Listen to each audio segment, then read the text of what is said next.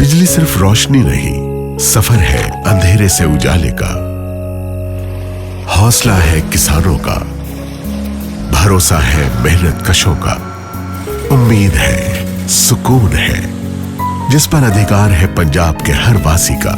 इसीलिए पंजाब सरकार ने 600 यूनिट तक बिजली मुफ्त देने का फैसला किया।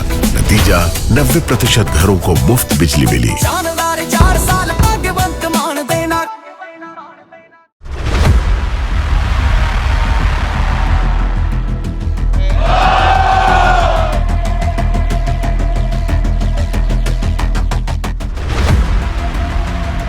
अब जानते हैं कि देश की सबसे बड़ी पंचायत संसद है, जहां हर शब्द दर्ज होता है, हर सवाल जवाबदेही तय करता है। लेकिन जब अब सवाल पूछने का वक्त हो और जवाब देने वाला ही गायब हो तो क्या होगा? आज फिर ऐसा ही कुछ हुआ जब लोकसभा के स्पीकर ओम बिरला का गुस्सा फूट पड़ा और निशाने पर थे केंद्रीय मंत्री।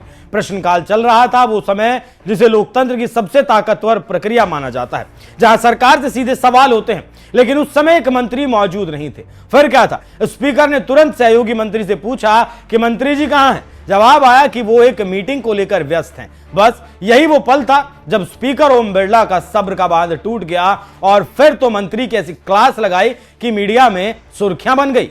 मीटिंग नहीं, प्रश्नकाल ज्यादा महत्वपूर्ण है।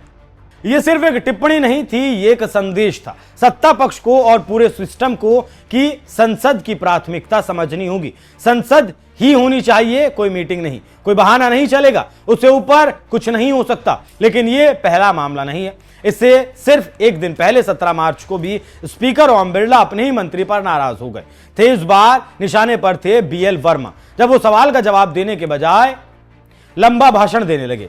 इस पर स्पीकर ने सख्त लहजे में कहा कि आप भाषण क्यों दे रहे हैं, जवाब दीजिए। और फिर एक और तंज, सदस्य जितना पूछें उतना ही जवाब दीजिए। यहां सवाल सिर्फ एक मंत्री का नहीं, यहां सवाल है क्या संसद में जवाबदेही कम हो रही है? क्या मंत्री प्रश्नकाल को हल्के में ले रहे हैं?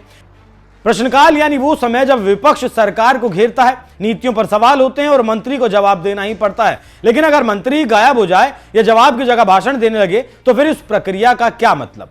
इस बीच विपक्ष पहले से ही हमलावर है। हाल ही में स्पीकर ओम बिरला के खिलाफ अविश्वास प्रस्ताव तक लाया गया था।